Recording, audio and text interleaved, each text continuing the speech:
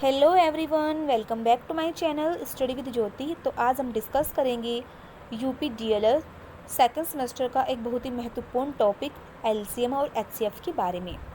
ये BTC first semester और second semester दोनों के लिए ही महत्वपूर्ण है, क्योंकि दोनों में ही एलसीएम और एचसीएफ आता है। बस फ़र्क इतना है कि जो बीटीसी फर्स्ट सेमेस्टर है या फिर डीएलएड फर्स्ट सेमेस्टर है, उसमें जो हमको एलसीएम और एचसीएफ निकालना होता है वो 2 संख्याओं का निकालना होता है, और सेकंड सेमेस्टर में हमको 3 संख्याओं का निकालना होता है। तो हम जान लेते हैं इसके बारे में। सबसे पहले यही क्वेश्चन आता है कि जो एलसीएम है वो होता क्या है।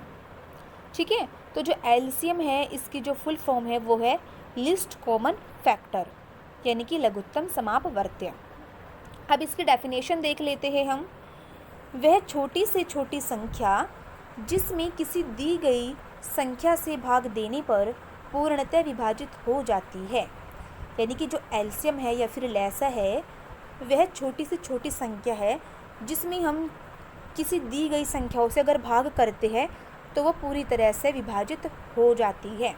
जैसे कि हम फॉर एग्जांपल 4, 6 और 9 का एलसीएम पूछे तो क्या होगा, तो हम सिंपली कह देंगे कि 36 होगा।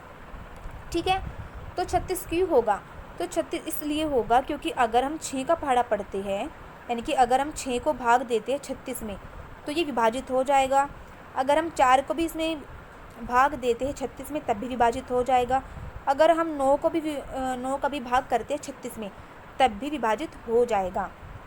ठीक है, जैसे कि 4 निमा 36, 6 छिका 36 और 9 चौका 36, इस प्रकार से विभाजित हो जाएगा। ठीक है, आई होप आपको यहाँ तक समझ आया होगा। अब देख लेते हैं हम एचसीएफ क्या होता है। एचसीएफ को कहते हैं हाईएस्ट कॉमन फैक्टर, यानी कि महत्तम समापवर्त्य या फिर मैसएप है। अब देख लेते हैं इसकी डेफिनेशन क्या होता है। एचसीएफ वह बड़ी से बड़ी संख्या है जो दी गई संख्या को विभाजित करती है।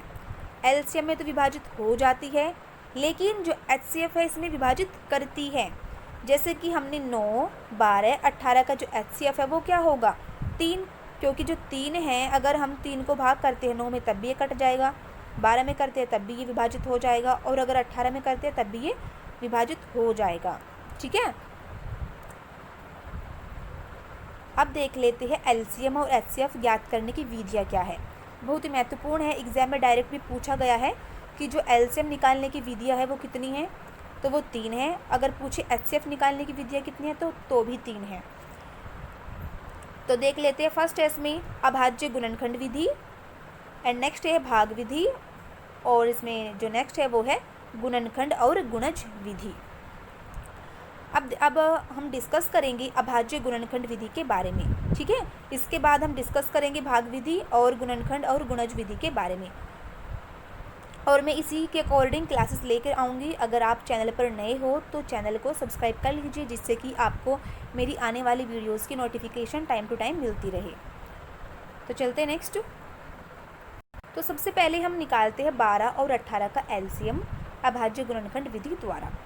ठीक है, जिससे कि आपको अच्छे समझ आ जाए। तो जैसे कि 12 लिया हमने, तो 12 को ऐसी संख्या से विभाजित करना है जो अभाज्य हो। अभाज्य मीन्स यानी कि या तो खुद से कटे या फिर वो 1 से कटे। तो 2 को रखते हैं, 2 छिक्का 12, 2 तिया 6। ठीक है, तो जो 12 का जो हमारे अभाज्य गुणनखंड आए तो वो आया है 2 गुना 3, ये हमने यहाँ पर लिख लिए।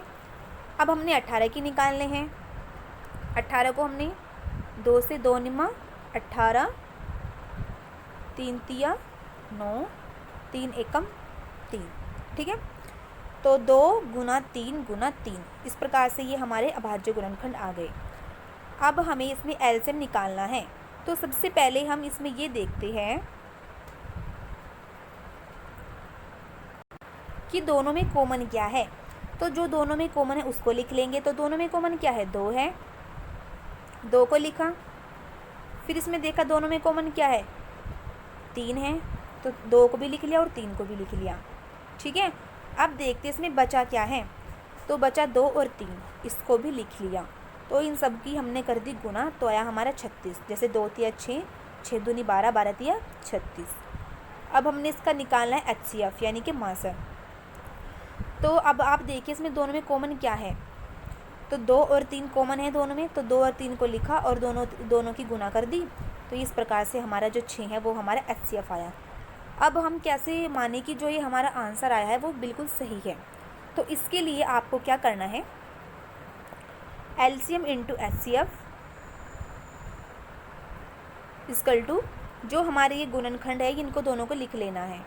ठीक है, तो जो LCM आया है हमारा 36 गुना 6 बराबर 12 गुना 18। अगर हम इन दोनों गुना करेंगे तो 216 आएगा, और अगर हम इसकी भी गुना करेंगे तब भी 216 ही आएगा। जैसे कि 6 छंग 36 का 6 का से लगे 3, और 6 × 18, 18 और 3 21। तो इस प्रकार से ये हमारा जो आंसर है वो बिल्कुल सही है। आई होप आपको यहाँ तक समझ आया होगा। अब चलते हैं नेक्स्ट। अब नेक्स्ट क्वेश्चन देखते हैं। 510 और 92 का LCM निकालना अभाज्य गुणनखंड विधि द्वारा। तो हम इनको अलग अलग ही रखी निकालते हैं। तो 510 को रखा, लेकिन जो ये हमारा अभाज्य गुणनखंड विधि है ये बहुत ज़्यादा लेंदी पड़ जाता है, तो इसलिए अगर एग्जाम में कहा जाए तभी आप इससे निकालें, वरना अदरवाइज़ आप इससे ना करें। अब देखते हैं इसमें 510, तो 2 हमने निकाला, 2 दूनी 4, इधर 1 गया बना 11 ये हमारा, तो 2 पंजे 10, इधर 1 गया तो 2 पंजे 10, तो 255 आया। अब हमने 255 का देखना है, तो 3 8 24, 3 पंजे 15, हमारा 85 आ गया इधर। अब हमने 5 का चलाना है इसमें पहाड़ा, तो 5 एकम 5, और इधर हमारा 3 बचा, तो 5 7 35, तो हमारे इस प्रकार से 17 आ गया। तो जो 510 है जो उसकी गुणनखंड आई है वो है 2 गुना 3 गुना 5 गुना 17। ठीक है, अब हम निकालते हैं 92 का। तो 92 का 2 चक्के 8, इधर गया 1, 2 छक्के 12, तो 2 दूनी 4 और 2 तिया 6। तो जो इसकी गुणनखंड आई है वो आए हैं 2 गुना 2 गुना 23। अब हमने इसका देखना है LCM। तो जो LCM निकालना है, अब दोनों में देखेंगे क्या कॉमन है। तो जो दोनों में कॉमन है वो है 2। ठीक है, अब हमने इसको लिख लेना है 2 को, और जो बाकी बचा है उस सब को भी हम लिख लेंगे। ठीक है, तो जो इस प्रकार से इसमें अधिकतम बार आया है उसको लिख लेंगे। जैसे कि इसमें हमने देखा 2 है, इसमें 1 बार आया है, लेकिन इसमें जो 2 है वो 2 बार आया है, तो 2 को हमने 2 बार लिखा, फिर 3 को लिखा, उसके बाद 5, फिर 17 को लिखा। ठीक है, और फिर उसके बाद हमने लिखा 23 को, ये है 23। ठीक है, तो इसकी जब हम मल्टीप्लाई करेंगे, यानी कि जब हमने 2 को ऐसे लिखा, 2 दूनी 4, 4 तिया 12, 12 पंजे 60। ठीक है, और इसकी गुना हमने इसमें करी तो आया 391, फिर 60 की और हमने 391 की जो गुना करी वो आया 23,460। ठीक है, तो जो हमारा LCM आया है वो आया है 23,460, और इसमें हमने देखा कॉमन क्या है, तो जो कॉमन है दोनों में वो है 2, तो जो हमारा HCF आएगा वो 2 आएगा। अब हमने करनी है उत्तर की जांच। तो उत्तर की जांच के लिए हमने HCF into LCM equal to युग्मों का गुणनखंड। तो जो हमारा HCF था वो था 2, और जो हमारा LCM आया था वो था 23,460। ठीक है, और जो हमने जिनका निकालना था, जो हमारे युग्म थे वो थे 510 इंटू 92। तो हमने इसको जो गुना किया तो 46,920 आया, और जब हमने 23,460 का हमने 2 में गुना करा तो हमारा 46,920 आया। तो इस प्रकार से दोनों सेम है, तो जो हमारा आंसर है वो राइट है। ठीक है, अब मैंने आपको कुछ क्वेश्चंस दिए हैं प्रैक्टिस के लिए।